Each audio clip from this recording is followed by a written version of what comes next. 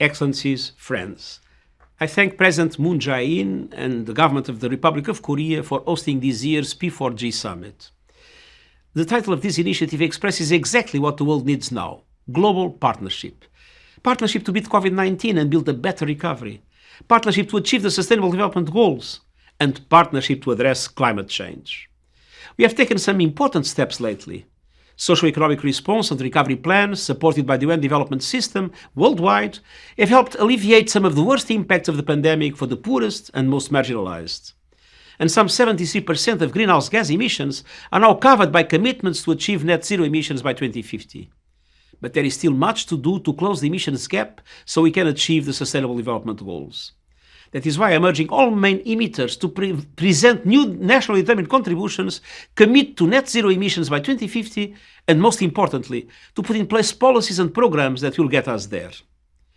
Tackling climate change head-on will help protect the most vulnerable people from the next crisis while sustaining a job-rich recovery from the pandemic. The first priority is no new coal plants and the phase-out of coal use by 2030 in OECD countries and 2040 in the rest of the world.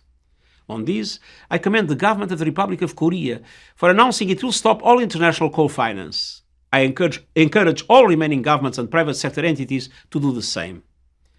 Excellencies, dear friends, as well as the emissions gap, I am deeply concerned about the finance and adaptation gaps. Developed countries have yet to deliver on the $100 billion per annum commitment. Public finance is not flowing where it's now most needed to support vulnerable communities that are already suffering the consequences of climate disruption. 1 person in 3 is still not adequately covered by early warning systems. And women and girls, who make up 80% of those displaced by the climate emergency, are all too often excluded from the decision to address the climate crisis. We urgently need a breakthrough on adaptation and resilience. I'm asking all donor countries to significantly enhance their financial commitments. That includes allocating 50% of climate finance to adaptation and providing a higher level of grants. The G7 summit, where the Republic of Korea is invited, needs to deliver on all these objectives. It is not a global partnership if some are left struggling to survive.